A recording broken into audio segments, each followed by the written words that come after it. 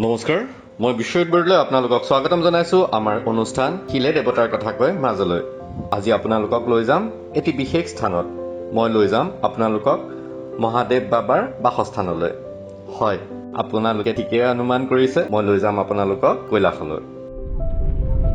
ইয়াৰ পাতনি মেলে এটা প্ৰবল ইচ্ছা মহাদেৱ বাবাৰ কৈলাশ পৰ্বতৰ সাক্ষাৎ দৰ্শন কৰা। আৰু এটা ইচ্ছা আছিল মোৰ মা আৰু দেউতাক কৈলাশ পৰ্বতৰ দৰ্শন কৰাই দিয়া। কিছুমান বাধা আছিল, কিছুমান অসুবিধাও আছিল, কিন্তু বিকল্পটো ওলাবই লাগিব, ৰাস্তাটো বিচাৰিবই লাগিব। কি কৰিলোঁ কওঁ শুনক।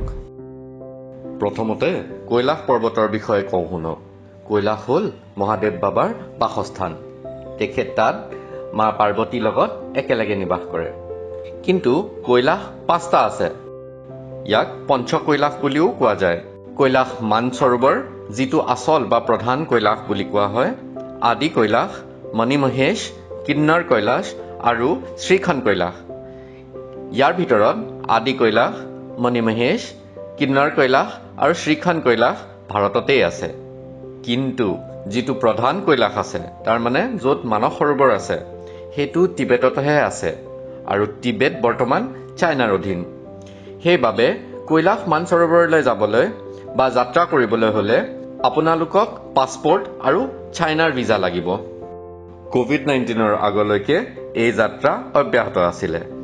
কিন্তু COVID-19ৰ সময়ত এই যাত্ৰা স্থগিত কৰা হ'ল। 2022 আৰু 23 চনৰ পৰা এই যাত্ৰা পুনৰ আৰম্ভ হ'ল। কিন্তু চাইনাই ভাৰত আৰু নেপালৰ বাসিন্দাক ভিজা দিয়া নাই। কেৱল বিদেশী পৰ্যটককহে এই ভিজা দিয়া হৈছে। এনেকুৱা সময়ছোৱাত কি কৰা যায়? বিকল্পটো বিচাৰিবই লাগিব। সেইবাবে ইণ্টাৰনেটত অলপ খুচৰিলোঁ। তেতিয়া ট্ৰিপ টু টেম্পলছ বুলি এটা ৱেবছাইট বিচাৰি পালোঁ। তেখেতসকলৰ লগত যোগাযোগ কৰিলোঁ আৰু তেখেতসকলে মোক কিছুমান দৰখাস্ত দিলে। অনুষ্ঠানটো যেন ভুৱা নহয়, সেইটো কাৰণে অনুসন্ধান কৰাটো অনিবাৰ্য আছিল। কিয়নো টকাৰ লেনদেনৰ কথা আছে। টকা দিয়া যাব, কষ্ট কৰি উপাৰ্জন কৰা টকা, আৰু টকাখিনি যেন মাৰ নাখায়, সেইটোতো চাবই লাগিব ন। সেইবাবে মোৰ বন্ধু এজনক উপযুক্ত স্থানত, য'ত অনুষ্ঠানটোৰ কাৰ্যালয় আছে, তালৈ পঠিয়ালোঁ আৰু ইউটিউবতো তাৰ বিষয়ে অনুসন্ধান কৰিলোঁ। আৰু যেতিয়া মই নিশ্চিত হ'লোঁ যে এই অনুষ্ঠানটোৰ বিশ্বাসযোগ্যতা আছে, তেতিয়া আগবাঢ়িলোঁ।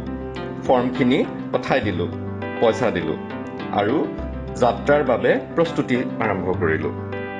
শিৱৰাত্ৰিৰ দিনা আমি কৈলাশ দৰ্শন কৰাৰ সৌভাগ্য পালোঁ। মন প্ৰফুল্লিত হৈ গ'ল। প্ৰথমতে মই এটা GoPro কিনিলোঁ ভিডিঅ' বনাবলৈ। আমি যাত্ৰা আৰম্ভ কৰোঁ গুৱাহাটীৰ পৰা। গুৱাহাটীৰ পৰা আমি লক্ষ্ণৌ, উত্তৰ প্ৰদেশলৈ গ'লোঁ। যিহেতু লগত মা আৰু দেউতা আছিলে, আমি ৰাতিটো লক্ষ্ণৌতে কটালোঁ। একেৰাহে ভ্ৰমণ কৰাটো তেখেতসকলৰ বাবে সম্ভৱ নাছিল। পাছদিনা আমি নেপালৰ অভিমুখে ৰাওনা হ'লোঁ। ট্ৰিপ টু টেম্পলছে আমাৰ যাত্ৰাৰ হেতু এখন ইনোভা গাড়ীৰ সুবিধা কৰি দিছিলে।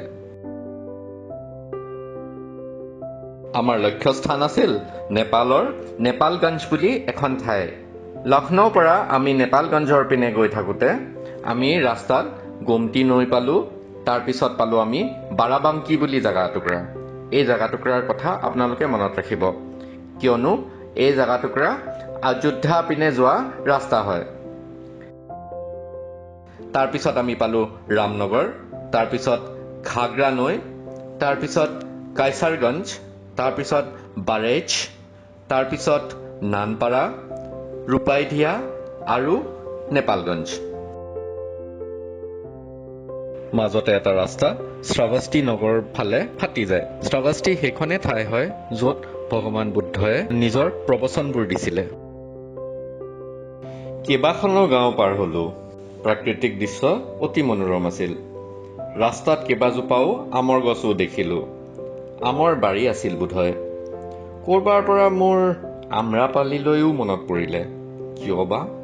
ভাৰত নেপাল সীমাত আমাৰ ছিকিউৰিটি চেক হ'ল। বয়-বস্তুবিলাকৰ স্কেনিং হ'ল। সীমা পাৰ কৰিয়ে আমি পাওঁ নেপালগঞ্জ। নেপালগঞ্জ পাওঁতে পাওঁতে আমাৰ প্ৰায় 4.5 ঘণ্টা পাৰ হৈ যায়। সীমা পাৰ কৰিয়ে দেখোঁ যে ৰাস্তা বহল আৰু বিৰাট পৰিষ্কাৰ।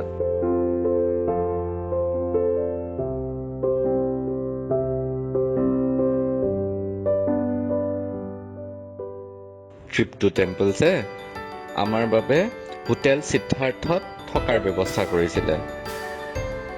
গৈ পাই আমাক তেখেতসকলে এডাল এডাল ৰুদ্ৰাক্ষৰ মালাৰ দি আমাক স্বাগতম জনায়। হোটেলখন অত্যন্ত ডাঙৰ, ধুনীয়া, পৰিষ্কাৰ আৰু আধুনিক।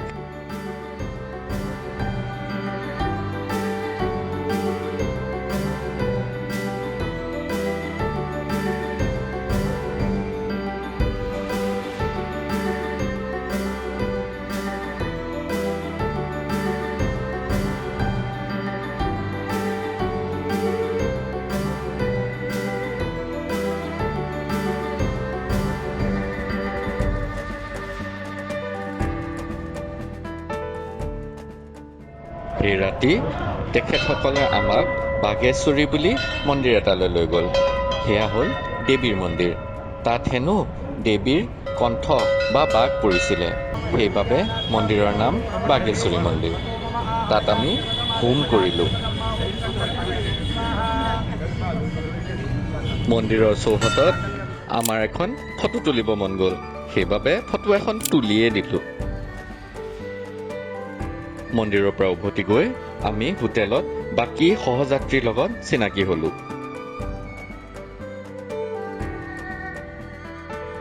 আমাক ট্ৰিপ টু টেম্পলছে দুটাকৈ বেগ দিলে আৰু বেগৰ ভিতৰত আছিলে ৰুদ্ৰাক্ষৰ মালা আৰু কৈলাশ মানসৰোবৰৰ জল।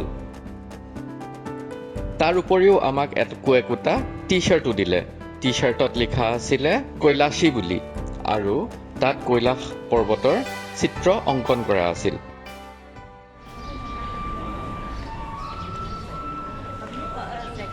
পাছদিনা আমি চবেই যাত্ৰাৰ বাবে একত্ৰিত হ'লোঁ। আমাক বাছৰ যোগেদি বিমানবন্দৰলৈ লৈ যোৱা গ'ল।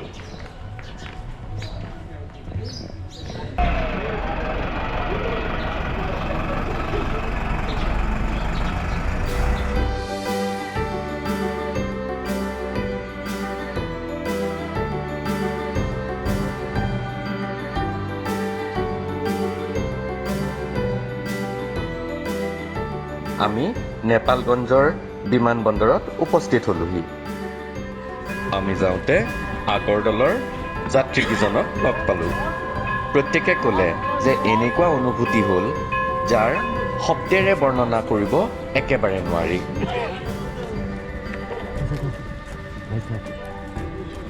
बहुत बढ़िया रहा, बहुत अच्छा एक्सपीरियंस। धक्का नहीं देना। हर हर महादेव। हर हर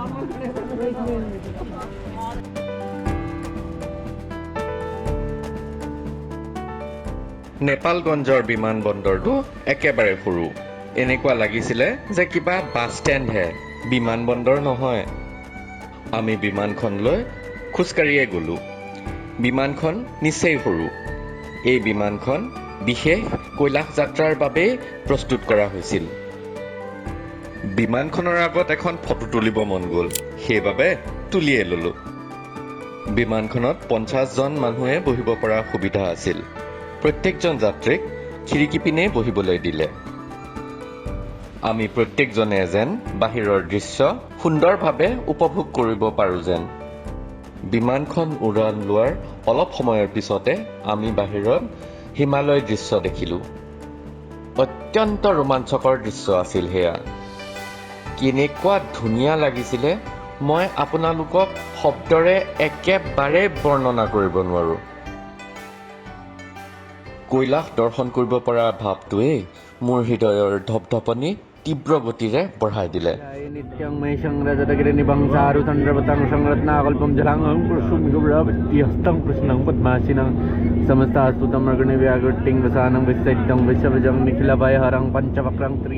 অলপ সময়ৰ পিছতে আমি দূৰত এখন সৰোবৰ দেখোঁ আৰু তাৰ ওচৰতে আছিলে কৈলাশ, মোৰ মহাদেৱৰ স্থান।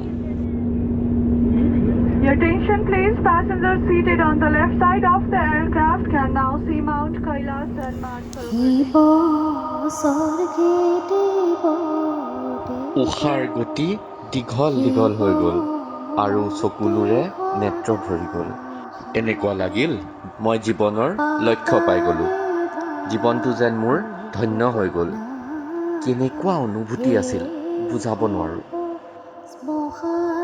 মই থৰ লাগি চাই আছিলোঁ। চকুকেইটা মুজিবই মন যোৱা নাছিল। যদি মই মুজি দিওঁ আৰু সেই দৃশ্য যদি নাইকিয়া হৈ যায়।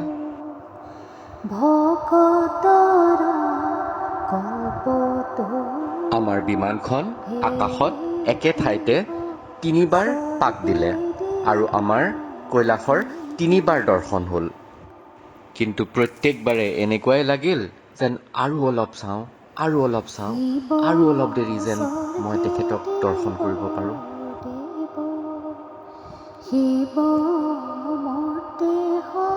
এটা অদ্ভুত কথা মই লক্ষ্য কৰিলোঁ। মোৰ ঘড়ীটোৰ সময় বেলেগ দেখাই আছিল আৰু মোৰ 2টা মোবাইলতে বেলেগ বেলেগ সময় দেখাই আছিলে। তাৰ মানে কিবা এটা চুম্বকীয় শক্তি তাত আছে। এই কথা মোৰ সহযাত্ৰীবিলাকেও লক্ষ্য কৰিছিলে।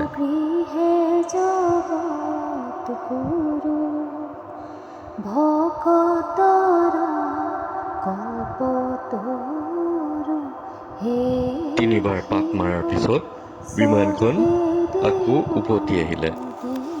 আমাক বিমানবন্দৰৰ কৰ্তৃপক্ষৰ পৰা আৰু ট্ৰিপ টু টেম্পলছৰ পৰা পৃথক পৃথকভাৱে 2খন চাৰ্টিফিকেট দিলে। তাৰ পৰা আকৌ আমি হোটেল ঘূৰি আহিলোঁ। হোটেলত ৰাতি থকাৰ পিছত আমি পাছদিনা লক্ষ্ণৌ অভিমুখে ৰাওনা কৰিলোঁ। লক্ষ্ণৌ পিনে গৈ থাকোঁতে আমাৰ মনত পৰিল যে এটা ৰাস্তা অযোধ্যাৰ পিনে যায়। ইমান ওচৰেদি গৈছোঁ যেতিয়া অযোধ্যাও গৈ আহোঁ। সেইবাবে আমি অযোধ্যাৰ পিনে গুচি গ'লোঁ।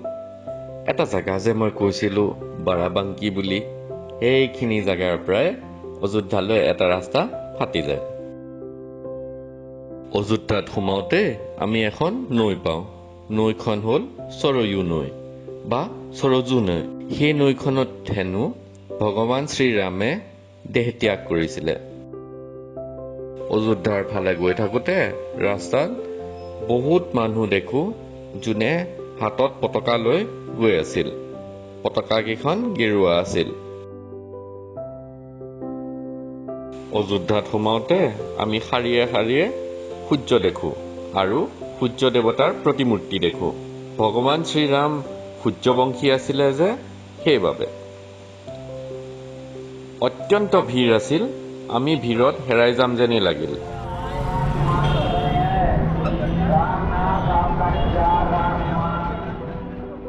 ৰাম মন্দিৰৰ ওচৰলৈ গাড়ী নিয়া নিষেধ আছিল। সেইবাবে আমি বহু দূৰৈতে গাড়ীখন থৈ আহিব লগাত পৰিলে। বাটতে আমি এটা ফুট ল'লোঁ। সেই ফুটত শ্ৰীৰাম বুলি লিখা আছিলে। চবে যিহেতু লৈয়ে আছিলে ময়ো ভাবিলোঁ লৈয়ে লওঁ।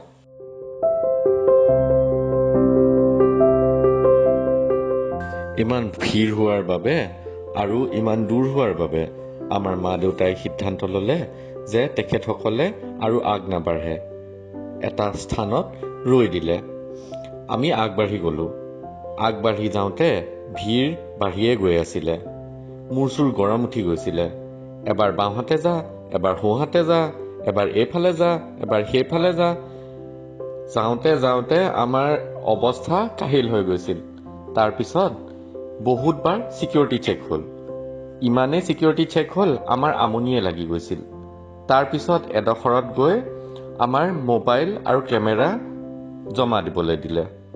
যিহেতু মোবাইল আৰু কেমেৰা জমাই দিব দিলে, আমি ৰাম মন্দিৰৰ প্ৰাংগণৰ আৰু ৰাম মন্দিৰৰ ভিতৰৰ দৃশ্য আপোনালোকৰ আগত প্ৰস্তুত কৰিব নোৱাৰিলোঁ।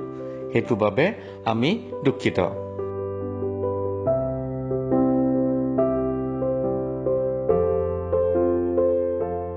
তাৰপিছত আমি উভতি আহিলোঁ। উভতি আহোঁতে বাটতে আমি দেখোঁ এখন প্ৰকাণ্ড বীণা। সেই বীণাখন লতা মংগেশকাৰৰ বীণা বুলি কোৱা যায় আৰু চকটোৰ নাম লতা মংগেশকাৰ চক ৰখা গৈছিল। বাটত আৰু কেইবাটাও ঠাইত ৰামায়ণৰ চিত্ৰ অংকন কৰা আছিলে।